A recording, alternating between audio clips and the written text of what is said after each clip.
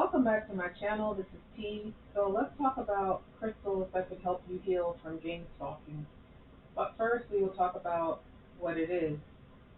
If you separate the word gang from stalking, what you may catch to help you understand the complete word is gang refers to a group of people, and stalking refers to people who become obsessed with following you for whatever reason. It is never your fault that someone is gang stalking you, so essentially, it can't ever be justified. The problem relies with the people who are doing it and their lack of taking responsibility for it. And so, when people gang stalk you, they must know that there's a possibility for them to gain something.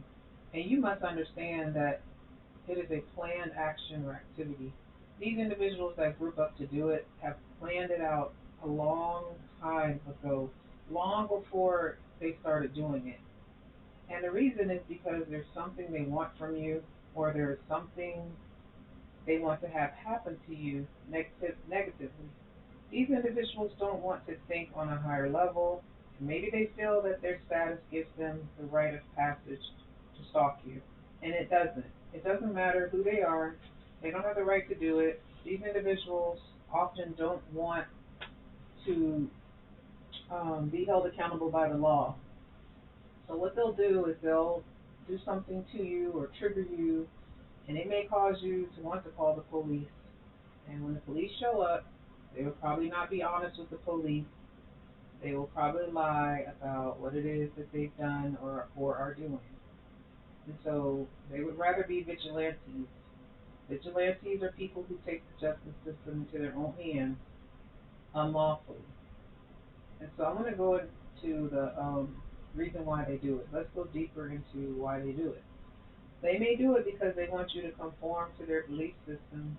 They may think that you behave in a way that's strange or weird, and that you just need to follow their way and copy how they move about in their life. You may not be talkative or lively all the time or at all, and that might bother them because if you're not talkative or lively, then how can they talk to you, and how can they do it on a repeated basis for a certain amount of time that can get you to give them information about yourself, or for them to get you to bridge some kind of relationship with them so that they can get their needs met from you.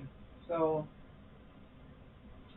um, so basically, what they want is they want for you to be open, completely open and honest with them, and then they're not open and honest with you. So, like, you will eventually get the feeling that you don't know much about these people, and because you're a good person, you've probably talked to them a lot about yourself.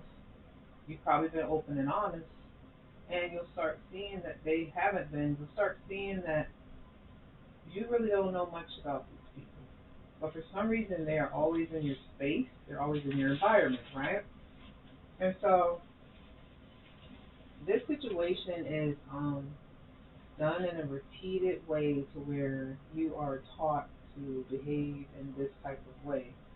And it connects to a word that I don't want to say, but um, it's something that happens with children. It's something that adults do to children that they want to obtain something from. So this can happen in your neighborhood, and it commonly does because this is a place where you are at most of the time, and it's pretty easy for people to try to get access to you because you're not moving around much, you're staying in the same home, and you may know some people in that environment in the neighborhood, and then they can maybe try to get information from those people. And these people that they're getting information from may not even know that they are gang stalking you. That's the other thing. So, what these gang stalkers are afraid of is your boundaries. They don't want you to have boundaries when it comes to them because then they cannot manipulate you in the way that they want. They want to get a pass. They want to be able to have access to you, and it doesn't matter a lot of times how they go about getting this to happen. And so, what do they usually do when they game stalk you? They may start standing around your yard a lot. very common for gang stalkers to stand around your yard, and I mean they may be, you know, close to your mailbox. So when you try to go and get your mail, you may have to walk near them, you know, and this may happen a lot. And so what they're trying to do is force you to talk to them. And another thing is they may have their dogs in your yard a lot. They may be allowing their dogs to pee and poop in your yard, and you may not know these people.